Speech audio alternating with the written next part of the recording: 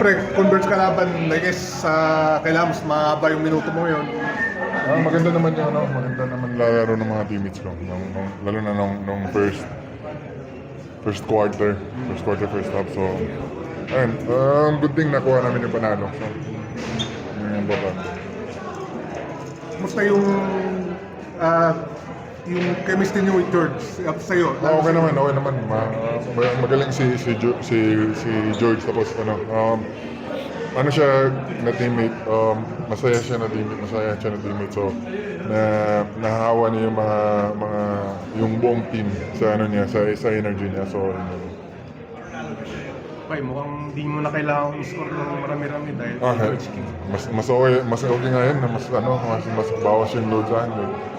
Naman yung mga teammates ko shooter naman so hindi ko na kailangan may pagkompetensya doon na lang ako sa rebound, passing, so Parang may time mo board talagang inaanap ka niya Either tutuloy mo or ipasa papasa mo sa kanya. Yun yung sabi ko sa kanya pag pinasahan niya ako sa poste, ibabalik ko naman sa kanya kasi nga minsan may tendency kasi na puro one-on-one na lang, parang sobrang nagmamadali. So sabi ko sa kanya, pag kailangan niya mag-slow down, bigyan na ako ng bola sa poste, then babalik ko naman sa kanya. So isi-set up ko siya, so yun yung ginawa namin.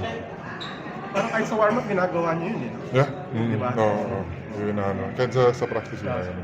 So, kaya yun yung mabigat din, isa sa mabigat na game para sa amin kasi nga wala pa atang talo yung NLEX. So, ayun.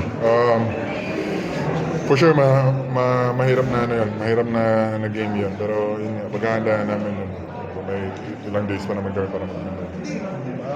Malalim din yung samahan nyo ni Coach Jimmy. So, masabi mo yung na-achieve niya, tapos bumalik siya dito sa Pilipinas. Siyempre, sobrang layo na ni Coach Jimmy.